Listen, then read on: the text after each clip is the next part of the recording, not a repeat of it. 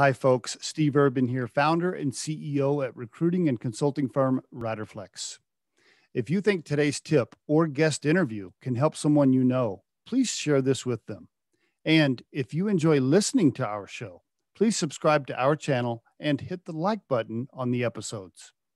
Finally, aside from our podcast, our day job here at Riderflex is to provide recruiting, staffing, and consulting services. You can visit riderflex.com to learn more about us and get the information on the services we provide. And now, a quick word from our sponsor and friends at Marketing 360. Try the #1 marketing platform for small business. Everything you need from design to marketing to CRM. Learn more at marketing360.com. Marketing 360. Fuel your brand. All right, here we go. You ready to roll? I am. Take it away, my friend. Amanda Moriuchi on the Riderflex podcast. Good morning, Amanda. Good morning. Thank you for having me. I'm glad to have you on here. Cool story. I saw your background and interested to find out more. But before we get into, business and AppIt Ventures, tell me about you, the person. Like, I'm assuming, did you grow up in Colorado? I know you went to CU, but I don't know. Give me the family history. Give me some stuff there, early life stuff. Go for it. Oh, man. All right. So I'm originally from Montana, actually. Okay. My dad was in oil and gas. He had a really cool job. He worked with the local tribes in Montana and worked to negotiate putting pipeline through reservation land. And my dad was really respected. He was an incredible, just a generous human. He was awesome. And learned a lot from him on how to sell and how to build just an influential career through generosity. So, he really helped me with that. And then my mom, she was an early entrepreneur back before it was cool, which is amazing. I mean, to be a female entrepreneur in the 80s, right? That takes some grit and some gumption. And I learned a lot from her on, how to run a business and a family at the same time. And as a mom now myself, I mean, in fact, I was just telling her over wine last night, I don't know how she did it. I mean, today we have Amazon Fresh and we have, iPads to keep the kids busy. And our access to convenience is so much higher than it was when I was growing up. So, my parents are amazing. I am so grateful to both of them for what I learned there. Now I did go to CU, so go Buffs. Really proud of that. Now, did you have any siblings, by the way, or are you only child? I do. I have a younger sister. She's in Colorado as well. And then, it's just the two of us. And why'd you decide to go to CU? Well, so I love CU, first of all. I always knew that I wanted to be in business, and CU's business school is absolutely incredible. It was close enough, but just far enough away from my parents so I could, fly the nest or so to speak. And then, and I say often, CU was some of the best times of my life. I learned a ton there and really got involved. I also loved, with any typical university that's larger, I got to experiment with a lot of different activities. I tried yoga for the first time at CU. I got heavily involved in business at CU and really took advantage of everything that campus had to offer. And I'm grateful for that. That also kind of molded me. Don't you wish sometimes, you ever think, man, boy, I wish I could go back and do that again. College was fun, wasn't it? Amazing. It was amazing. Yeah. And I had the energy to do every possible activity and I loved it. I learned a lot about myself and opened up my eyes to other really cool ways of thinking and doing things. And it was awesome. I'm glad. Now you majored in marketing, right? Is that correct? Yep. I majored in marketing. Yes. Okay. And did you know, you thought I want to be in business, or were you thinking early on, I want to be, did you have a whiteboarded plan? Like I want to be a CEO someday, or I want to own my own business? Or were you just thinking, hey, I'm just going to major in marketing. I know I want to be in business, kind of a general thought process. Okay. Yeah. So I always knew I wanted to be in sales. I always joke that sales was a disease I was born with. It's just, I love it. It's and in every role, knowing what I know now, every role in business involves some level of salesmanship. Yes, absolutely. And that was my only I think thing I missed at CU is when I went, they didn't have a sales program there. So I really, marketing was the closest thing in my mind to sales. I took some accounting classes too. I really dove in because I wasn't sure really which way my brain was going to go. But I always knew I wanted to be in sales. And then I did have a goal to be the VP of sales by the time I hit 35. Really? Yeah. Which, when I was 20, 21, I was like, oh my God, 35 is ancient. That's a lifetime away. I can get that. And it's so funny to look back. And I did hit that goal, but now I feel like I'm 38 now, and I feel like I'm just getting started. So you're 38 now. You said you're a mom. You have, how many kids you got? So I got 2 stepsons, 15 and 13. And then I have my, we call him the bio baby since I guess I grew him. And no more my son, no less my son than my stepsons, just, but yeah, and he's 2. So I have a fraternity. So light a candle or send me good vibes. So that's 3 boys then? 3 boys. Okay. And 2 stepchildren. Okay. Now, being a step parent is a tough job. I know because I did it myself. And so that is not an easy job. So and they're teenagers. So let me make sure I heard you. Okay. So you got 2 stepchildren that are teenagers. They're boys, and you're a CEO all at the same time. Plus you have, what'd you say, a 2-year-old? A toddler boy also. Whoa. Okay. You're busy. Yes, I am. But I have, my husband is amazing. He's a firefighter for Denver Fire. Okay. He's incredible. We're a perfect partnership, and I can't do this without him. There's no way. So now the good news is firefighters, they're usually pretty tough guys, right? So if those boys get out of hand, he probably has some control over them. I'm not that you don't, but I think of firefighters as just a very intimidating physical presence. Yeah, except for when he dives in and they all wrestle and I'm like screaming at him to get outside if they're going to do that. But yeah, it's great. Very cool. So you met your husband. How'd you and your husband meet? We met at a bar in Denver, at the whiskey bar, which was great. I know right where that is. I've been there several times. Okay. Yeah, I love it. And, little tidbit for those that are still looking for their person.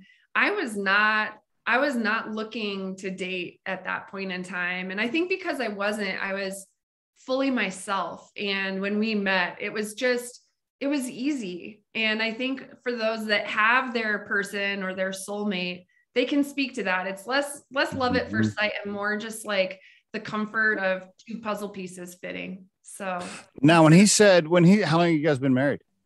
We got married in 2016. So 5 years. We've been together for 8. So 8 years. So at the time he had like an 8 and a 6-year-old or whatever, something like that. Yeah. So when you met him, you're sitting there at the whiskey bar and you're like, so what are you doing? He's like, I'm a firefighter. And you're like, okay, that's cool. And then you're like, are you married? He's like, no, I'm not married. I'm divorced. And you're like, you got kids? Oh yeah, I got 2 kids. You're like, oh, okay. Yeah. Actually, he told me he was a garbage man. He did. I was naive. I didn't know that there's a culture around that. Like a lot of people really love firemen. I did not know that. I was very naive to that. Well, gotcha. Yeah. And then, my parents were divorced too. So the kid thing, it didn't scare me off. Okay. It's funny. Step parenting, it is a challenge, but it's because I love my boys just like I gave birth to them. It's the same love. I think the only challenge is you have to give up that time to mom, and obviously she needs that and deserves that. But for me, it's, they're my boys, they're my sons. That's awesome. It's our family. It's beautiful. And when I got pregnant with Bennett, I said, guys, family is not marked by a certain structure. It's marked by love. And I've really been able to live that out with my boys. It's been it's been such a blessing. I That's think great. of all the things I'm most proud of, it's my family I'm most proud of. So very cool. Can I ask you a firefighter question? Because I want you to ask your husband. I'm wondering if you and your husband have talked about this specific topic. I'm just curious. So I am a huge mountain camping ATV, go up to the mountains all the time. And it's like, it's my main hobby. I've been to all the burned areas that happened last year, whether it's Northern Colorado or whatever. I've seen some of the devastation. So I've seen devastation. I'm emotionally affected by that. But I just went camping this last week, and there was a fire ban where I went up in Southern Wyoming, up in Medicine Bow. And I'm just so torn on the whole thing, right? Like I've been through areas that have been devastated with fire, and I think, my God, this is just terrible. Like, I'm never going to see these. I'm never going to see this. Like, I'm 54. So by the time this stuff comes back, I'm dead. And so I'm super depressed by that. But then, when I go camping, I'm like, man, I really wish I could light a campfire, because going camp, that's like all about. So then I'm like, should we just cancel campfires altogether? And I'm torn on that emotionally, and I go back and forth with that. I'm just wondering what your husband's opinion is on that. Or if you guys, I'm sure you guys talk about this stuff. I'm sure we have, and I would say my vote is I would do it all together, which I know is super controversial. It is, yeah. It's tough. Look, you can't control, like, one little spark escapes and you're toast. And I would say the risk isn't worth it, which is a huge bummer. So, and I never would have said that before until I drove through some of the Southern Wyoming up near Fox Park and some things that burned last year. And I drove through there, and I'm like, my God, like, okay. I never thought I'd vote for no campfires, but damn, maybe I would, it's tough, right? That's a tough one. Yeah. And I also think too, we all lead by example. So somebody who isn't as experienced sees a campfire and they're like, oh, it's fine, I can do it. Right. And, we're leading by example. Those of us that live here, and we know a thing or two. Just because we can do it doesn't mean everybody else can. So that's great. You're right. Yeah. We brought up a sensitive topic. Now, when we post this podcast, everyone's going to be like, it's going to be all about the campfires. No, I'll let you know if I get hate mail. It's a tough one. It's a tough topic. Okay. So you get out of college, you get your first sales job. Walk us through some of your early career a little bit, just touch a little bit on some of the things you did before we get to AppIt real quick. Go for it. Yeah. So I worked for a home builder. I worked for Pulte Homes. Totally fell into that by accident. I wasn't planning on working for a home builder in sales, but I thrived in that environment. And I credit my early sales manager. Her name is Natasha Gandhi. She's now the division president for Richmond Homes here in Colorado. Oh. And at the time, she was my manager. And she changed my life. I mean, she really whipped me into shape. She took me from, a 22-year-old, didn't know anything, and really molded me into a professional. And so worked through 2009. So I survived The Big Short. That movie hits close to home for me. And really just saw, the incredible shift, not only in the housing industry, but in the mortgage industry as well. And then I followed Natasha to tech. So again, I owe her twice for some huge shifts in my career. But I struggled. I mean, honestly, going from B2C product sales to in-person, where enthusiasm is, you have to have that. And, being chipper and excited and everything's great all the time, to B2B services sales over the phone when you're working with IT directors. And what I know now about IT directors is they think enthusiasm is like the most annoying thing ever, especially coming from a mid-20s girl who, hasn't had anything happen to her. So true. And so I took Sandler training. Sandler's kind of true blue sales training. My coach, his name is Bob Bolak. Love that man. He also changed my life. And I learned a ton, and I changed how I sell, and I really got organized, and Sandler changed my life in that regard. So I owe it a debt of gratitude to that organization. Very good. That's where tech started. Okay. And then what happened? Did somebody recruit you? How did you get over to AppIt Ventures? How'd you get there? But before, before we go there, can I ask you this? We could do a whole podcast on sales, right? If you could give, I don't know, just one or two quick pieces of advice for a sales executive listening right now, just what would you tell them? Just right off the top of your head, a couple of like key things, like, what tips would you give really quick? Well, my favorite Sandlerism is you can't convince anybody of anything. So they are going to make the decision in their mind. And even if you do succeed at convincing, that customer could be dangerous to your organization. Either they'll burn out and they'll churn out of your organization, or they're going to cost your organization an incredible amount of money. So really, I think if you can get out of that headspace of trying to convince, and just find the truth, it kind of turns things inside out. So you're lowering the pressure for the prospect and saving yourself a ton of time. I think the other piece, and I think every salesperson is going to roll their eyes at me because I used to also, but it's all about prospecting. The best salespeople in the industry, I don't care what industry you're in, you may have a 10% conversion rate. Yeah, maybe. I mean, that's high, right? Yeah. So instead of trying to like eke up your conversion to 10 or 12, just hit the road and get to prospecting. And, the wider the network, the wider the net you cast, and you don't have to worry about your conversion. Just talk to as many people as you can and know they're going to say no. So. Great advice, Amanda. I couldn't agree more. I want to tie that into a story when I was 21 years old. I was fresh out of college. I can't remember what the hell I was doing at the time, but anyway, I was doing some door-to-door cable sales for a cable company, knocking on doors, trying to sell people cable. And they, we went through the selling training, and they were telling us all these things to convince people. I go out on the road with this veteran guy. They put me on the road, the first couple of days with this veteran guy. I can't remember his name. And he said, okay, look, let me just tell you something. He's like, put all this shit that they just gave you. He's like, leave that in the car. He's like, let me just tell you, here's how this works. You hit as many doors as you can today. And you just simply say, hello, Mrs. Jones. Do you need cable? You don't need cable? Okay, thanks. Boom. Next guy. Hello, Mr. Brown. You need cable today? Boom. Go. He was like, don't sit there and spend 20 minutes trying to talk Mrs. Jones into cable if she don't want it. Just move to the next house. And he was all about just move, stick and move. Boom, boom, boom. That's so true. It's so true. Because when you do that too, like the rhythm of prospecting keeps you from getting too emotionally attached to one customer. Because when you get emotionally attached, you start to make really bad decisions.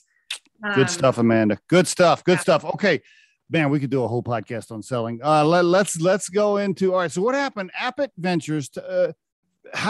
First of all, how about this? Why don't you give the 3-minute overview, the 3-minute elevator pitch on what AppIt Ventures is? Yeah. For the listeners, then talk about how you got there and so forth. So we build custom apps. So AppIt's best known for the My Colorado app. It's the first fully custom digital ID in the country. Really proud of that work because all of the security that goes into it is actually more secure than your plastic actual hard copy driver's license. The other cool thing is the My Colorado app now has your vaccination record. So if you've gotten vaccinated or if you're partially vaccinated, it's in the app for you right there. And we're one of the very, very few states that's been able to do that. And so I'm proud of that, just with the impact that we've had on our community, and it's super convenient. And in Colorado, it's a legal form of identification. Okay. We're not quite there with TSA yet, but locally it's a legal form of ID. So if in layman's terms, if Riderflex, my recruiting firm, if we needed an app if we were like, oh, we want to build an app for applicants to apply and talk to our recruiters, we call you and you can build a custom app. That's what you guys do? Yeah. And right now, a lot of the projects I love taking on are, if you're running a custom process on an Excel spreadsheet, or you're still using paper, Or I really like those. Like I always see piles of money behind Excel spreadsheets and paper, because if we can turn that into an app and you can automate some of that work, it helps our customers grow. I mean, there's a really good return on investment for that. So, and who's your target audience? Small to mid-size, Fortune 500? Yep. Small to mid-size companies. We're industry agnostic because workflows are workflows. I don't care if you're in energy or healthcare or business services or whatever. And I like a certain size only because I have this theory: once you crest about 3 million in your business, you're really getting into that mode where you're needing to invest in some scale. So you've grown to this point, you need a scale, and really scaling is where custom software starts to add value. Before then, it's stressful. You're spending a lot of money, and you may not have the outcome that you're looking for. But right at that tipping point of 3 million, that's when you're going to be really needing to invest in scaling some of your workflows. And that's where we really step in. And then once a company gets to what, 20, 30, 40, 50 million, 100 million, but by then it's different. We'll still work with them, but usually by that point they have like a built out IT team. And then we have like some staffing agreements where we'll put some of our people on staff to help the businesses continue to grow. It's just a different model. I see. And do you have a bunch of software engineers? You got all these full stack developers and software engineers on your team? Are they employees or do you farm that out to contractors? What's the model look like for you? Sorry. No worries. Yeah, no worries. You can hit that. For the listeners, we use the mute button all the time if you see me hitting my mute button, by the way, I'm hacking up over here on this side. So it's all good. It's totally good. I do that while you're getting cleared. Yeah, I'll just tell the listeners I do that all the time. Like, okay, sometimes I had too much coffee, and then I take a drink of water, and then I start coughing and whatever. And then I'm trying to clear my voice, and I'm hacking up or whatever. Oh my gosh, I'm like all worked up now. So I do that all the time. It happens to me all the time. Totally good. The listeners love that because then they're like, oh, this person's human. This is not just a robot. Oh my gosh. It happens to all of us. Or something. And it always happens on a call, which kills me. I totally agree. You know what also happens to me sometimes? I'll be on a podcast. I'll forget to turn my fan on or something, and it'll get hot. Plus I got this big light shining in my face. And then now all of a sudden I'm sweating, and I'm like, okay, what do I do? Do I hit pause and like turn the fan on? What do I do here? So we have employees. We've got a team in Hyderabad in India. Oh, okay. All right. I love these guys. So, I've been in software since 2009, and these are some of the most talented developers I've ever worked with. So we like to use our Hyderabad team for the projects. So like when we're taking like a fixed project, we take an Excel spreadsheet and we convert it to an app. The requirements are clear. We have a timeline. That's what I use my team in India for. And those are our employees.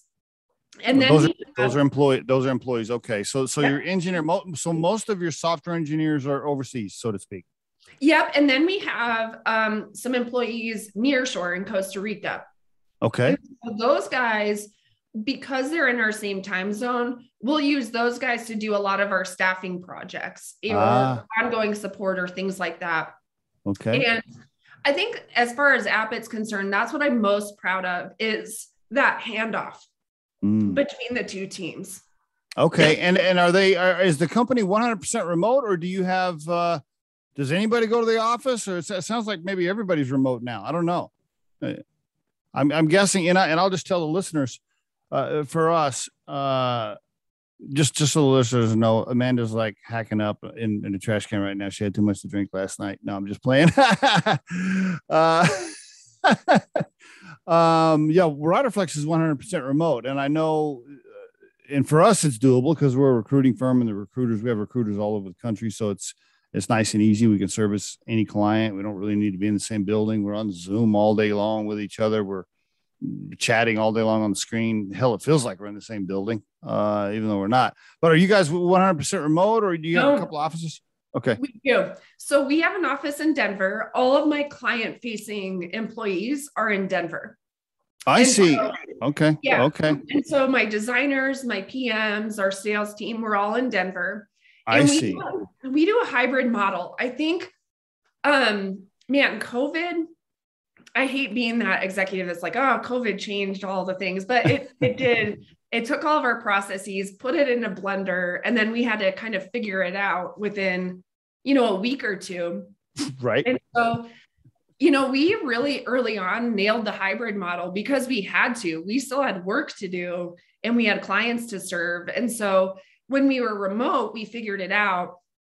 But at the end of the day, for us, culture is a big thing for us. Like legitimately, it's not like oh yeah, culture on our website so we can have this marketing thing.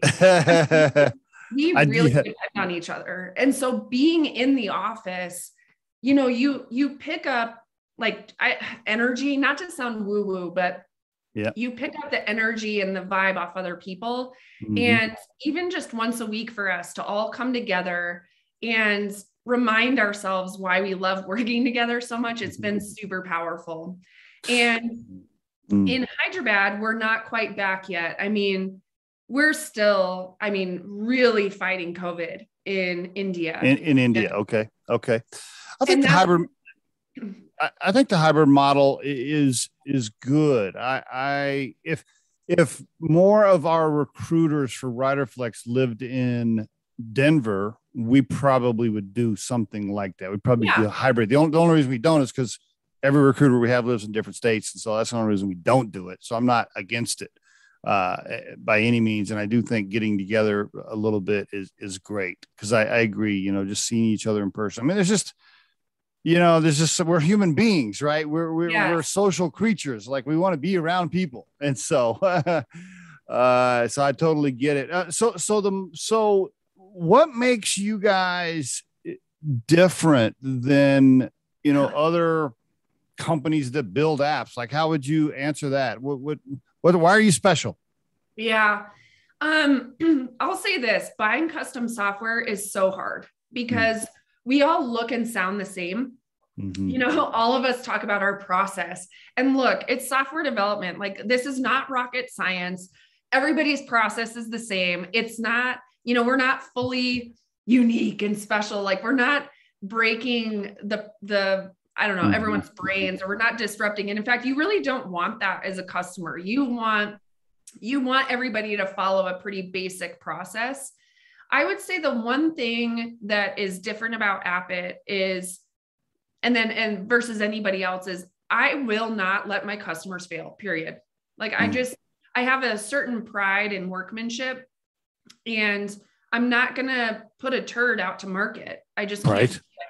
And of all the faults that I have as a leader, the one strength my gift that I have is I have an eye for top talent. And I call it the shine. So I can find people that have the shine, and it's like so obvious to me.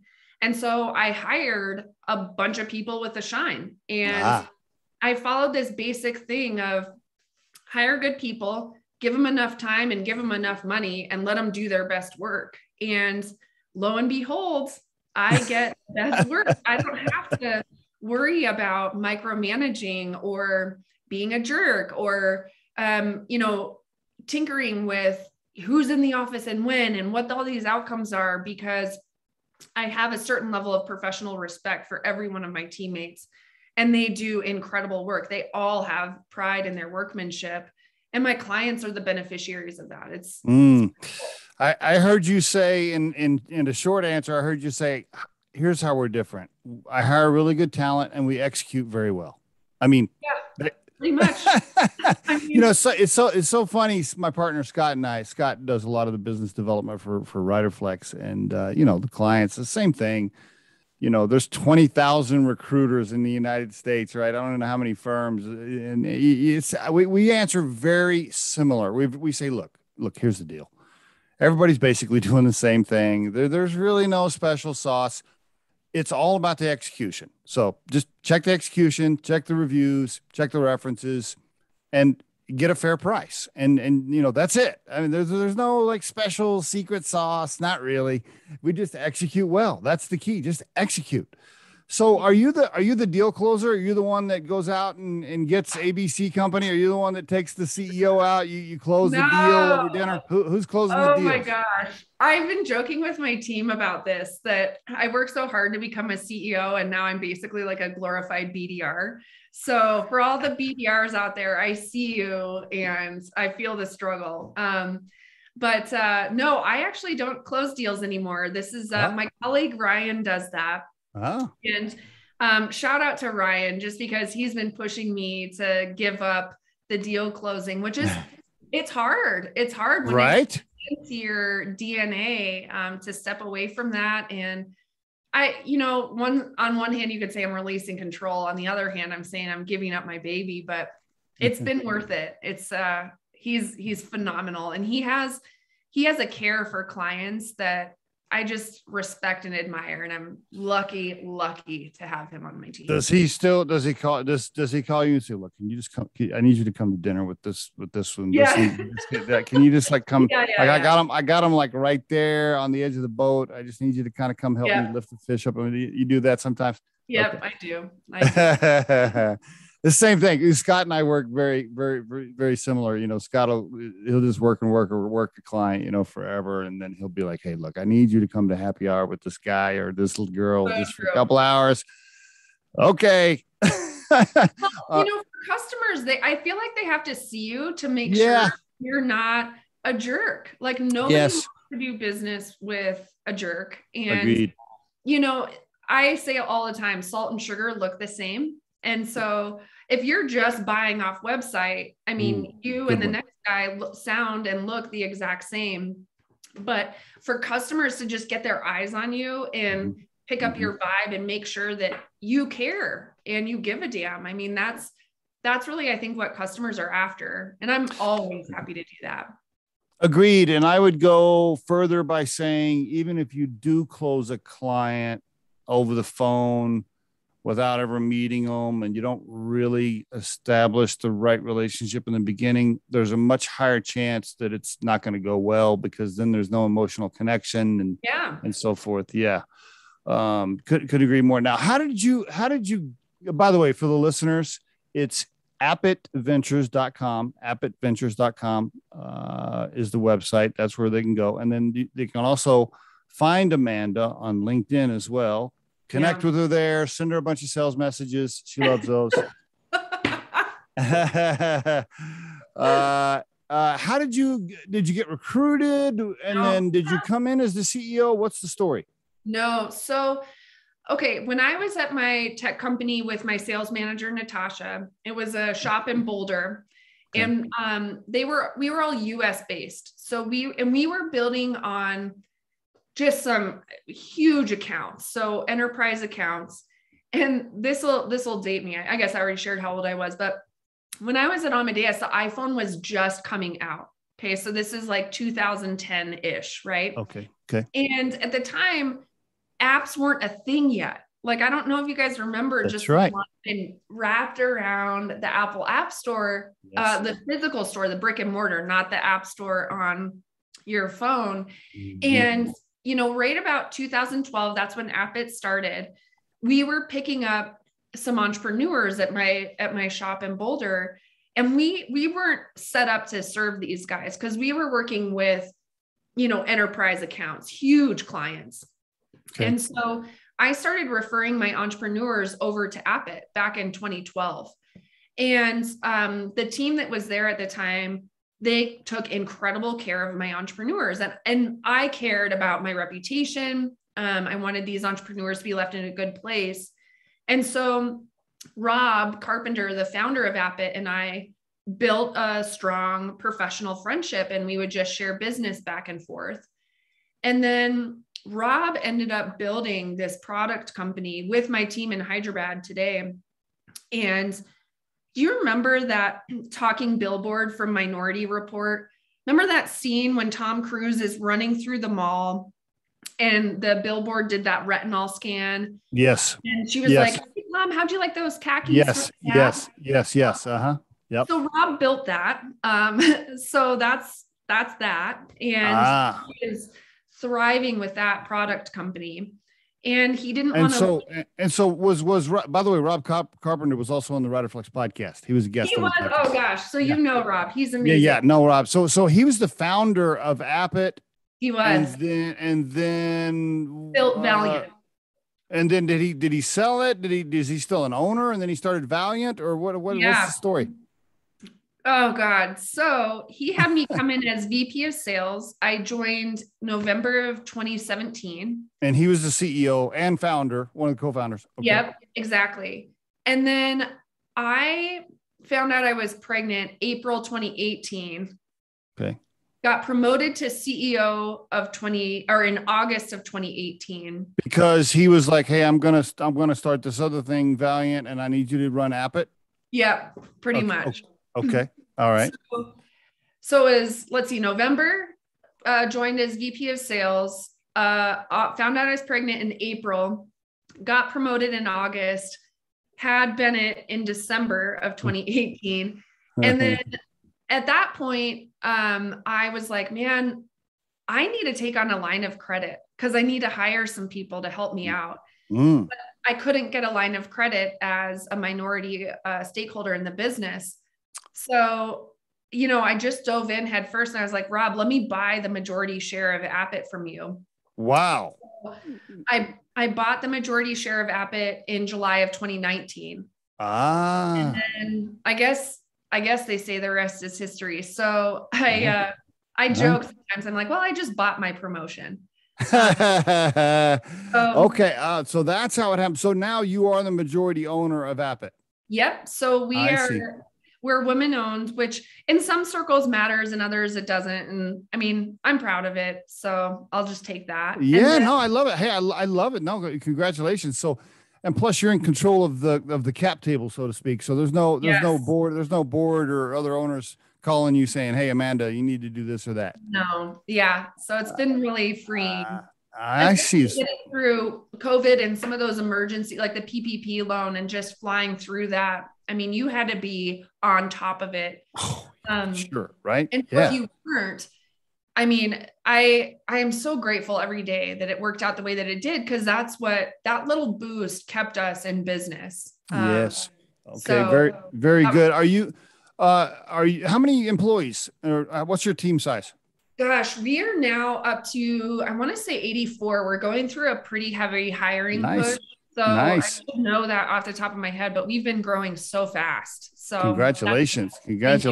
Can you share revenue? Can you give a general, like how much you want to share? Yeah. So we, when I took over AppIt, we were just under $1 million. So like 2017, we ended just under $1 million, and this year we'll end at 3. Nice. So we're chugging along. Nice.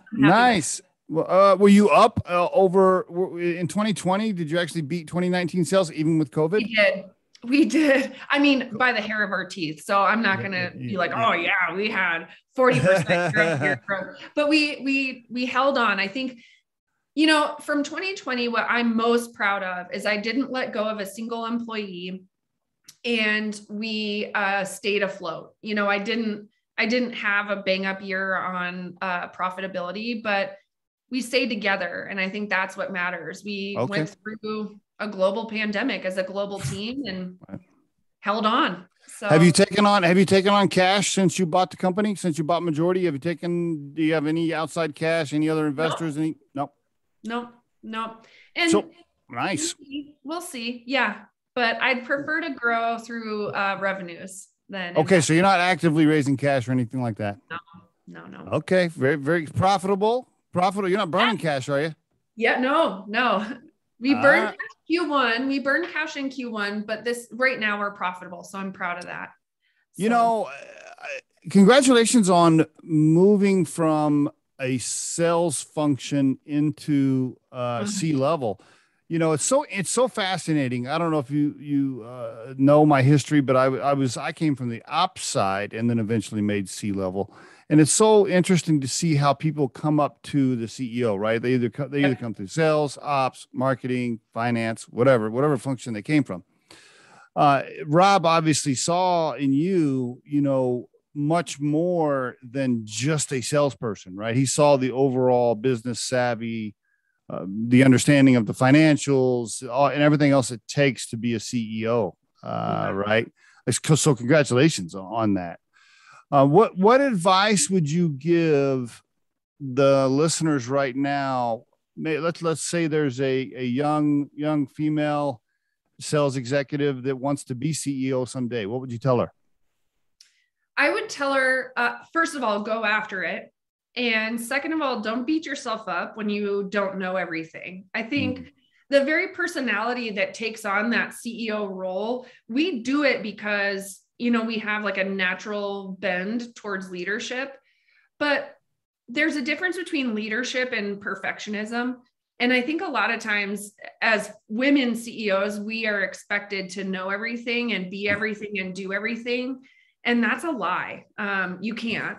I mean, I've tried it a few times. And I think the more that I tried to hoard everything and be perfect, the more my team suffered.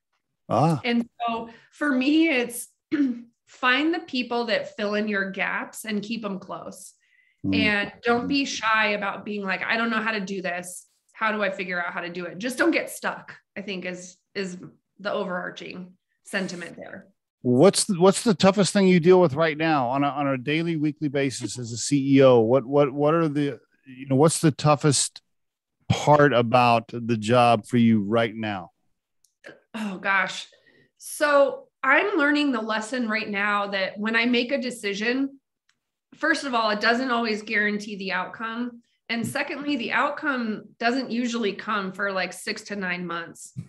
And so, this expectation that, oh, I made the decision, the problem's fixed now. That's a myth.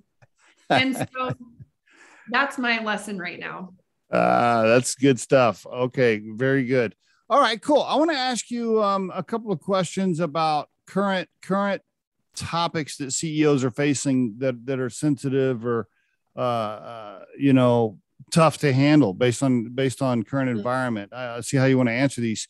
Are you going to, as a CEO, are you going to do anything with this vaccination stuff? Are you going to be like, hey, you got to get the shot to come work here? Or or you got to wear masks this out? What are you doing on that? What's your take on that?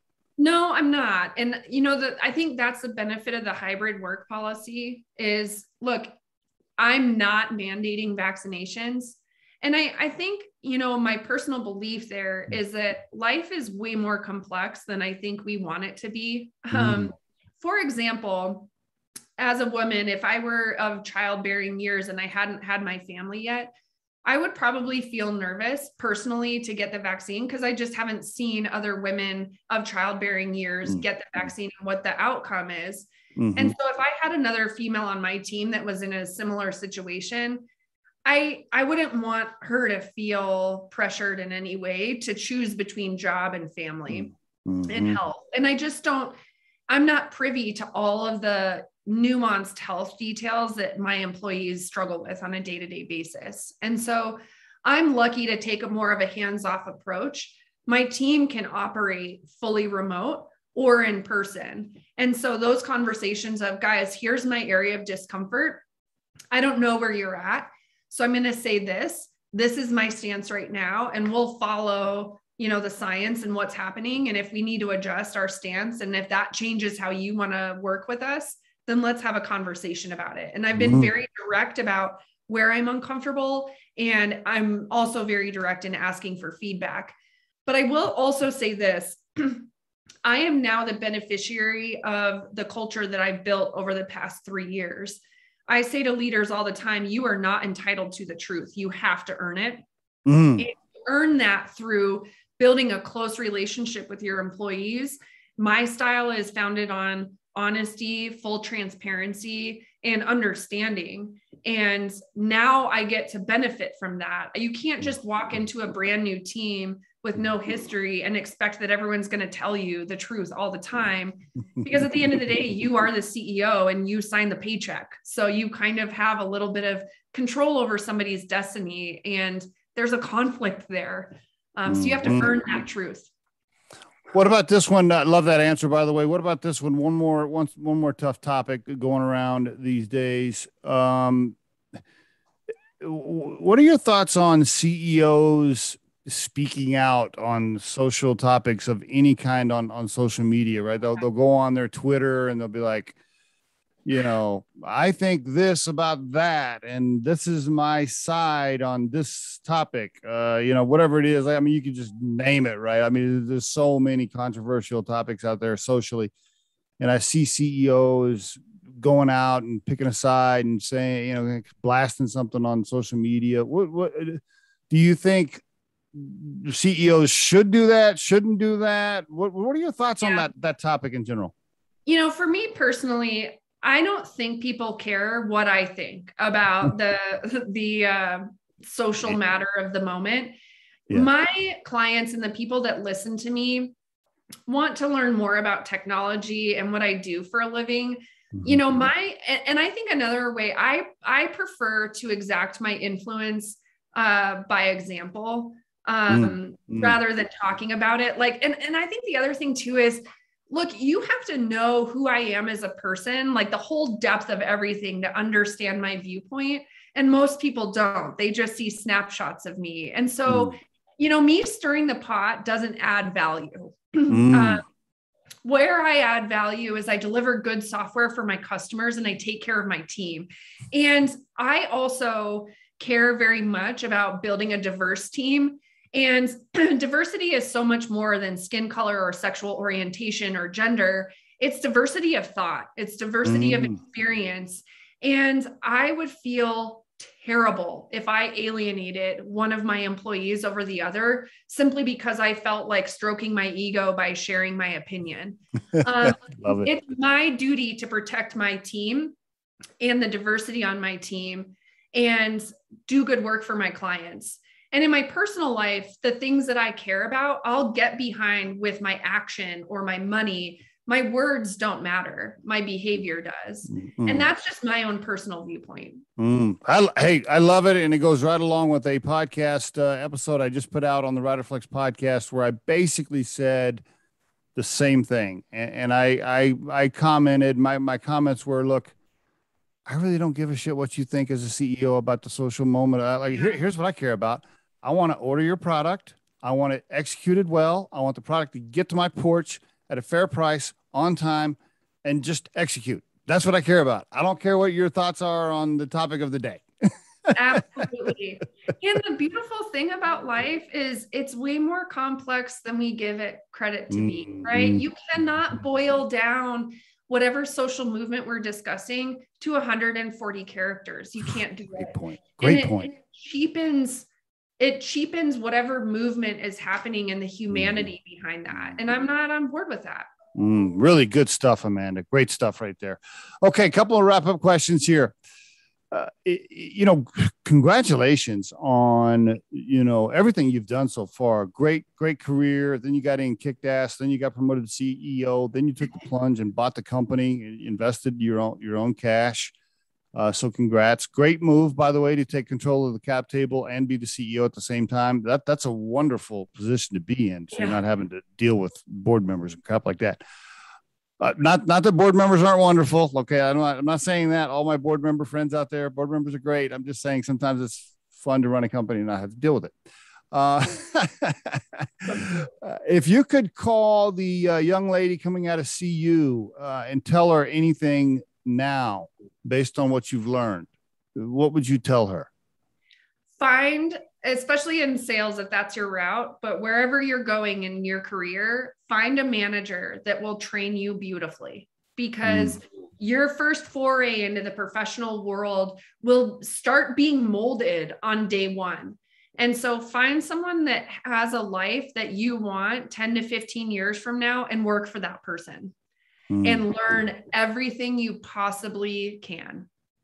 You did a great job of highlighting your mentors, by the way, early on in the podcast, which is wonderful to do. So many people forget that. So many people forget that somebody helped them along the way, and they kind of forget about it.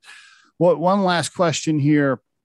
If you had to put your core purpose in life right now into a sentence or two, like Amanda's core purpose, but I asked you to let's set aside the firemen and the three boys. Let's put that over kind of in it. That's like a special separate core purpose, right? Yeah. Besides your immediate family, what is Amanda's core purpose right now in life? I'm here to build generational wealth for my employees by taking great care of my customers. So, I'm starting to whisper about this, but I'm getting more bold in how I'm talking about it. I've asked my team to help me grow AppIt to a certain level. And then once we hit that level, I'm giving the company back to the employees so I can leave them their wealth building vehicle. And the reason why I'm doing it is I want AppIt to leave a lasting positive legacy for our customers and our community. And I believe that money is the great magnifier. You know how like when we were younger, if you started to go out to the bars with your friends and you were in a bad mood and you drank, and then the bad mood just got worse, versus if you're in a good mood and you go out with your friends and it turns out to be like a crazy, funny, silly night. So alcohol is a magnifier in that way. Money is also a magnifier. And once you take somebody with the shine who leaves a positive impact anyways, and you put money on top of that, it expands their influence and their impact. And that's what I'm after. Love it, Amanda. I love it. It is a special thing to own a company that provides a job and money for other families to put their kids through school, pay for their mortgage. You meet that is, I love that about owning Riderflex more than anything. And I've talked to other CEOs and I'm like, look, man, at the end of the day, like when I get to be 75 years old, I want to think back and say to myself, I hired Brianna when she was out of high school with no experience. She stayed with us for 20 years. She's the chief operating officer. Our bonuses that we paid her paid off her home. That is the special part about owning a business, right? I mean, it really is. It is. And that generosity and goodness, that will ripple throughout generations. And it's a responsibility and a privilege that most people don't get. Totally agree. Amanda, wonderful stuff. Thank you so much for being on the Riderflex podcast. I really appreciate it. Great stuff. Thanks, Steve. It's good to see you.